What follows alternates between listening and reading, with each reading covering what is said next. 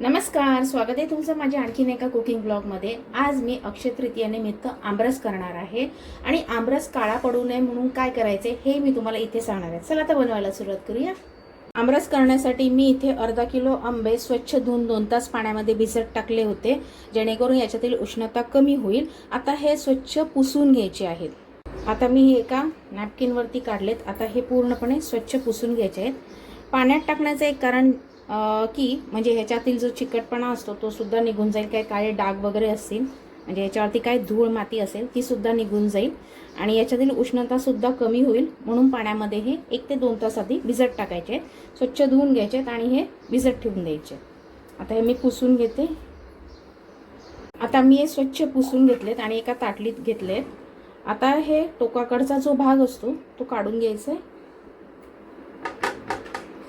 अक्षय तृतीया हा भारतीय संस्कृतीतील अतिशय शुभ आणि पवित्र सण मानला जातो। या दिवशी केलेली प्रत्येक गोष्ट ही पवित्र मानली जाते, म्हणजे शुभ मानली जाते। म्हणजे जरी लग्न कार्य करायचं असेल किंवा कुठलेही शुभ कार्य करायचं असेल तर या दिवशी केलं जातं। एखादी नवीन गोष्ट घ्यायची असेल तर तीही घेतली जाते। अक्षय म्हणजे काय, कधी न संपणारी, कायम टिकणारी, म्हणून त्याला अक्षय तृतीया असं म्हटलं जातं। महाराष्ट्रात, विशेषतः महाराष्ट्रात आमरसपुरी केली जाते त्या दिवशी, कारण का आता आंब्याचा सीझन सुद्धा चालू आहे, म्हणून मी इथे आमरसपुरी करते। आता आमरस काळा पडू नये त्यासाठी काय करायचे हेही मी तुम्हाला इथे सांगणार आहे।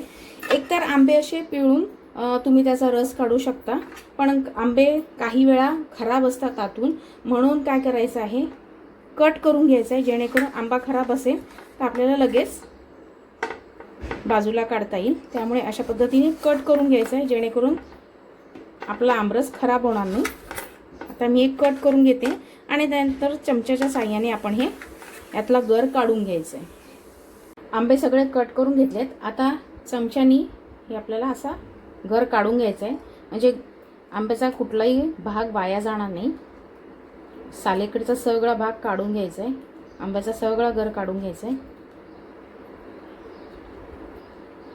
चमच्यानी पटकन होतं आणि आंबे खराब असतील तर तेही आपल्याला समजतं। जर पिळून घेण्यापेक्षा हे असे कट करून तुम्ही हे केलं तर आपल्याला कळतं की आंबा खराब आहे।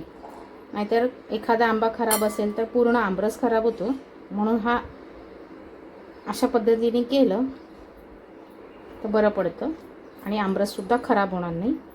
तुम्हाला जी पद्धत हवी असेल त्या पद्धतीने तुम्ही करू शकता, पण अशाच पद्धतीने करा, कारण का बऱ्याच वेळा आंबे खराब असतात। त्यामुळे अशा पद्धतीने केलं म्हणजे आमरस खराब होणार नाही। आता अशाच पद्धतीने मी सगळा गर काढून घेते आंब्यातला।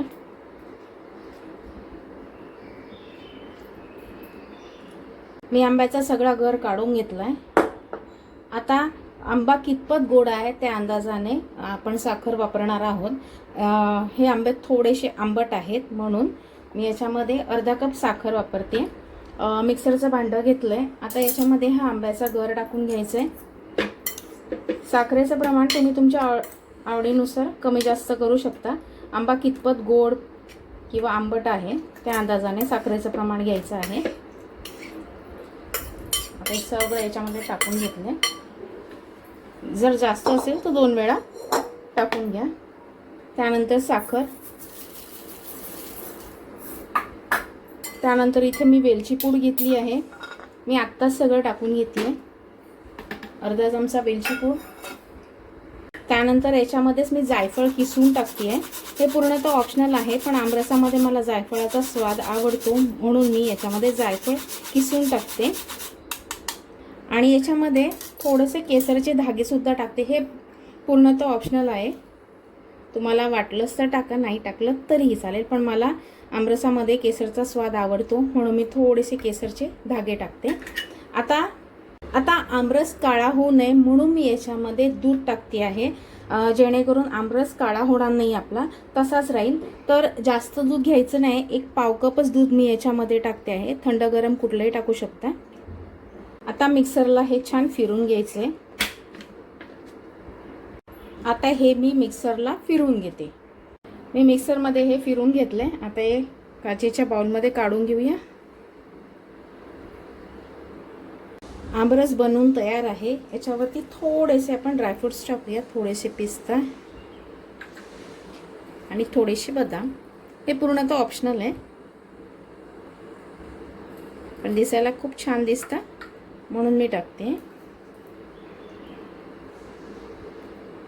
आमरस बनवून तयार आहे. तुम्ही बघू शकता खूप सुरेख झाला आहे. मी याच्यामध्ये अगदी पाव कप दुधाचाच वापर केलेला आहे. अर्धा किलो आंब्यासाठी अगदी पाव कप दूध मी इथे वापरलं आहे. जास्त दूध वापरायचं नाही आहे. आपल्याला इथे मिल्कशेक करायचा नाही आहे, आमरस करायचा आहे. माझी आई जेव्हा पण आमरस करायची तेव्हा त्याच्यामध्ये थोडंसं दूध टाकायचे. ती म्हणायची का आमरस एकतर काळा पडत नाही आणि दुसरं कारण आंबा खूप उष्ण असतो तर तो शरीराला बाधतो. त्यामुळे इथे दुधाचा वापर नेहमी थोड्याशा दुधाचा वापर करायचा आहे. तुम्ही बघू शकता किती सुरेख दिसत आहे. आणि दुधाचा वापर केल्यामुळे आपला आमरस अजिबात काळा पडणार नाही, जशाचा तसाच राहील. पण हा आपल्याला झाकण ठेवून फ्रीजमध्ये ठेवून द्यायचा आहे. तुम्ही असाच घेऊ शकता किंवा थंड करून खाऊ शकता. कसा वाटला आजचा ब्लॉग कमेंट करून नक्की सांगा. आणि तुम्ही या अक्षय तृतीयाला हा आमरस घरी नक्की ट्राय करा आणि कसा झाला मला कमेंट बॉक्समध्ये नक्की सांगा. जर तुम्हाला माझे कुकिंग ब्लॉग आवडत असतील तर लाईक नक्की करा. पुन्हा भेटूया अशा छानशा कुकिंग ब्लॉग बरोबर. तोपर्यंत धन्यवाद आणि सगळ्यांना अक्षय तृतीयाच्या खूप खूप शुभेच्छा.